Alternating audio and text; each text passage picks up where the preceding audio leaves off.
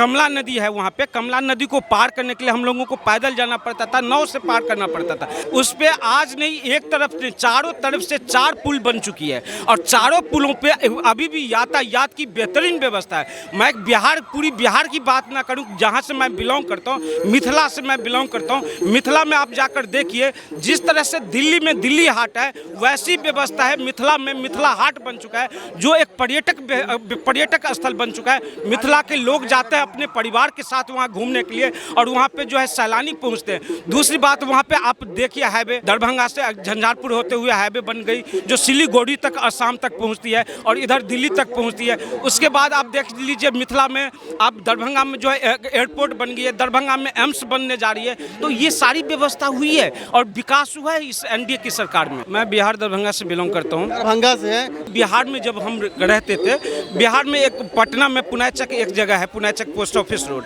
हमारी प्रोफेसर 6 बजे के बाद ट्यूशन क्लासेस नहीं देते थे, इसलिए जो 6 बजे के बाद कब कौन सी घटना कहाँ घट जाएगी और किस बच्चे को कहाँ से क्या उठा लिया जाएगा, इस चीज़ को कहना बड़ी मुश्किल था।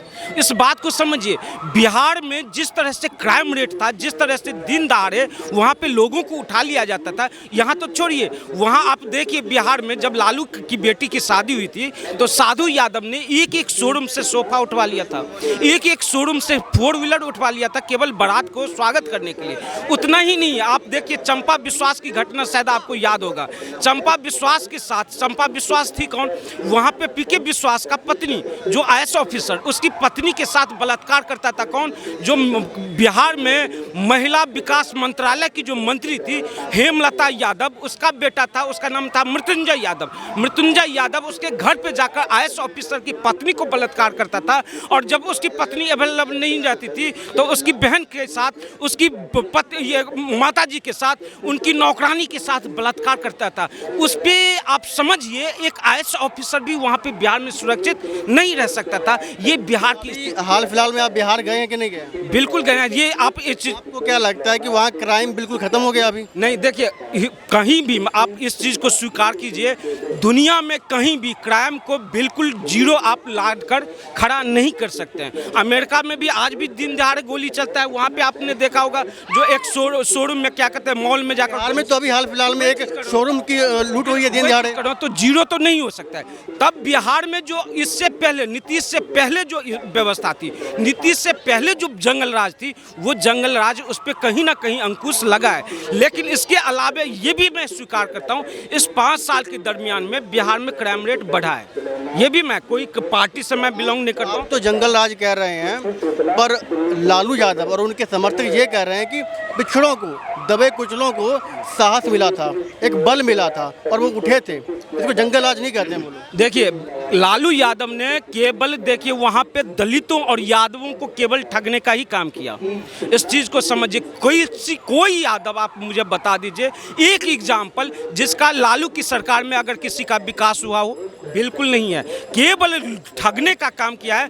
तेल पिलावन, लाठी चलावन, भैंस चरावन और चरवाहा विद्यालय खोल दिया उन यादवों के लिए। जो इस चरवाहा विद्यालय में तुम भैंस चराओ, गाय चराओ, यही दायित्व दे दिया। लेकिन पढ़ने का अधिकार लालू ने बिल्कुल नहीं दिया। उसी में मूर्खों की जगह थी, लोगों ने उसके पीछे भागने लगे और लालू केवल लोगों को बेवकूफ़ बनाने की सिवा और कोई काम नहीं किया। अगर कहते ना रेल मंत्रालय में उन्होंने विकास किया, रेल मंत्रालय में विकास यही किया जो एक जो है पटरी को बेच दिया था। बेचने के बाद और बिहार में जाकर आप देखिए, जब टीएन शेषन मुख्य चुनाव आयुक्त हुआ करते थे, बिहार से जब घूम के आए थे, लालू की सरकार थी उस टाइम, उन्होंने बयान दिया था, टीएन शेषन का बयान था, जो बिहार देखकर मैं आया हूँ, जो रोड पे गड्ढा है या गड्ढे में रोड है, कहना बड़ी मुश्किल था। ये स्थिति थी पहले। आज देखिए बिहार में इंफ्रास्ट्रक्चर, रोडों की व्यवस्था। आरजेडी तेजस्वी यादव युवा हैं, उनको मौका देना चाहिए, और अगर मौका मिल भी जाए तो दिक्कत क्या है? मैं आपकी चैनल के माध्यम से कहता हूं, जो राजनीति में किसी धर्म विशेष को किसी के साथ कोई भेदभाव करने का अधिकार नहीं होना चाहिए।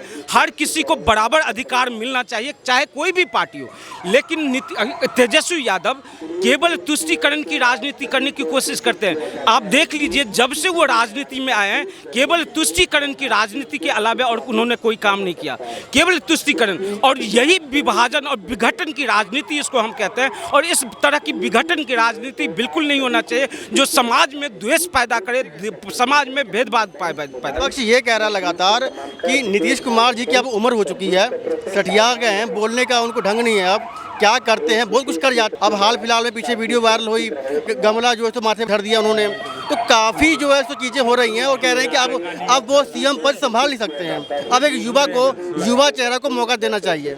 देखिए, मैं भी आपको स्वीकार करता हूँ, नीतीश कुमार एनडीए की सरकार, इतना तो स्वीकार करता हूँ बिहार में एनडीए की सरकार बनेगी, ये 100% गारंटेड है और दावे के साथ मैं कर रहा हूँ। लेकिन मेरा आपकी चैनल के माध्यम से मेरा एक मांग है, जो अब जो है वहाँ पे चिराग पासवान को, एक युवा है और पढ़ा लिखा है, युवा चेहरा है और बेहतरीन वहाँ पे नेतृत्व कर सकता है, चिराग पासवान को वहाँ पे दायित्व देना चाहिए और सीएम का दावेदार उन्होंने दावा कर दिया एक जगह पे सरकार आ रही है।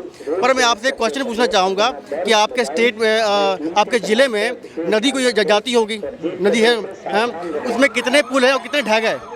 एक भी पुल ढह ही नहीं है। मैं कह रहा हूँ, मेरी शादी हुई थी 2015 में, हम लोग कमला नदी है वहाँ पे, कमला नदी को पार करने के लिए हम लोगों को पैदल जाना पड़ता था, नाव से पार करना पड़ता था। हमारी शादी में हमारी बारात जो गई थी पैदल गई थी नदी पार करके, उस पर आज नहीं एक तरफ से चारों तरफ से 4 पुल बन चुकी है और चारों पुलों पे अभी भी यातायात की बेहतरीन व्यवस्था है। मैं पूरी बिहार की बात ना करूँ, जहाँ से मैं बिलोंग करता हूँ, मिथिला से मैं बिलोंग करता हूँ। मिथिला में आप जाकर देखिए, जिस तरह से दिल्ली में दिल्ली हाट है वैसी व्यवस्था है मिथिला में, मिथिला हाट बन चुका है जो एक पर्यटक स्थल बन चुका है। मिथिला के लोग जाते हैं अपने परिवार के साथ वहाँ घूमने के लिए और वहाँ पे जो है सैलानी पहुँचते हैं। दूसरी बात, वहाँ पे आप देखिए हाईवे, दरभंगा से झंझारपुर होते हुए हाईवे बन गई जो सिलीगुड़ी तक, असम तक पहुँचती है और इधर दिल्ली तक पहुँचती है। उसके बाद आप देख लीजिए मिथिला में, आप दरभंगा में जो है एयरपोर्ट बन गई है, दरभंगा में एम्स बनने जा रही है। तो ये सारी व्यवस्था हुई है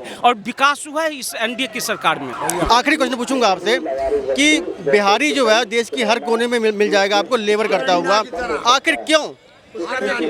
उसका वजह मैं एक मिनट उसका मैं बता दूं। देखिए, मैं पढ़ा लिखा आदमी हूं और मैं राजनीति को बहुत बेहतरीन तरीका से मैं जानता हूं। बिहार को सबसे, मैं ब्राह्मण हूं, फिर भी मैं कहता हूं बिहार को सबसे पहले अगर किसी ने बर्बाद किया था उसका नाम था जगन्नाथ मिश्रा, वो भी ब्राह्मण था। सबसे पहले बिहार में जितने भी ये फैक्ट्री थी, जूट फैक्ट्री, कागज फैक्ट्री, अबरक फैक्ट्री, ये सारी जो है गन्ना की फैक्ट्री, आपको पता होगा जो बिहार में, हिंदुस्तान में सबसे ज्यादा चीनी उत्पादन करने वाला अगर स्टेट था तो बिहार था। 34% चीनी का उत्पादन केवल बिहार करता था। आज कितना है? 0%, 15% है।